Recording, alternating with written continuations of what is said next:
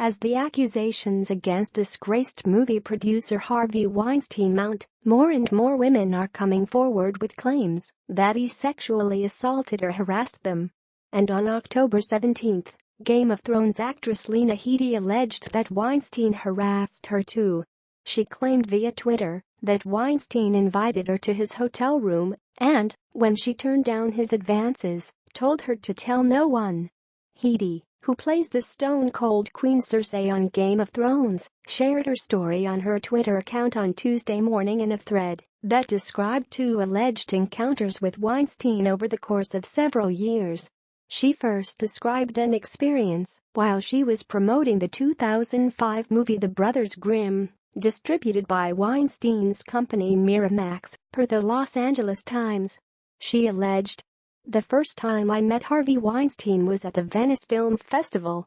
The Brothers Grimm was showing there. During shooting I was subjected to endless bullying by the director Terry Gilliam. At one point Harvey asked me to take a walk down to the water. I walked down with him, and he stopped and made some suggestive comment, a gesture. I just laughed it off. I was genuinely shocked. I remember thinking, it's got to be a joke. I said something like ... oh come on mate.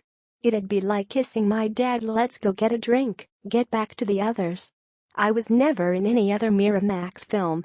Headey is the most recent addition to the list of dozens of women, including prominent names like Rose McGowan, Gwyneth Paltrow, and Angelina Jolie, who have so far accused Weinstein of sexual harassment or assault. In an earlier statement via a representative, Weinstein denied any allegations of non-consensual sex or retribution, saying, "Any allegations of non-consensual sex are unequivocally denied by Mr. Weinstein." Mr. Weinstein has further confirmed that there were never any acts of retaliation against any women for refusing his advances. Mr. Weinstein obviously can't speak to anonymous allegations, but with respect to any women who have made allegations on the record, Mr. Weinstein believes that all of these relationships were consensual. Mr. Weinstein has begun counseling, has listened to the community, and is pursuing a better path. Mr. Weinstein is hoping that, if he makes enough progress, he will be given a second chance.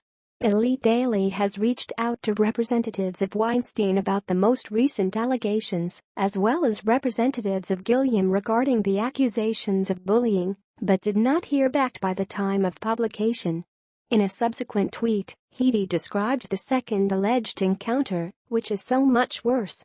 She said that after the first meeting, she didn't encounter Weinstein again for several years, until the two met for breakfast in La.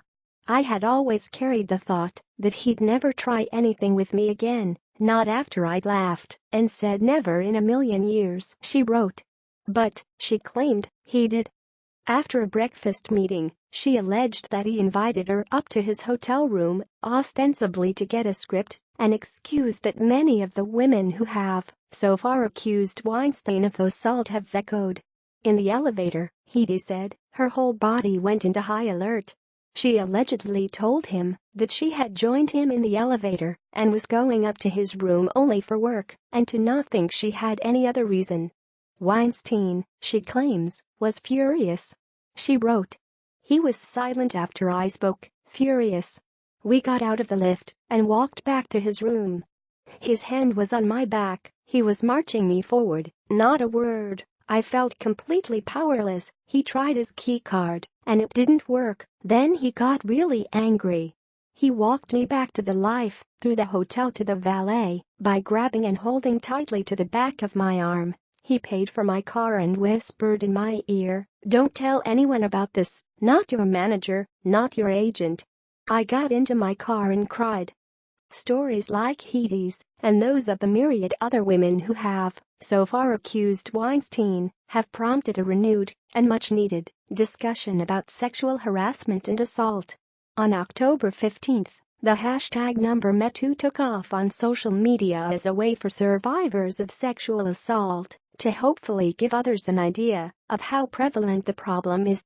As a response, some male allies began replying with the hashtag #ItWasM to take on responsibility for rape culture and apologize for misbehavior, and new discussions about what harassment and assault look like outside of Hollywood began to circulate.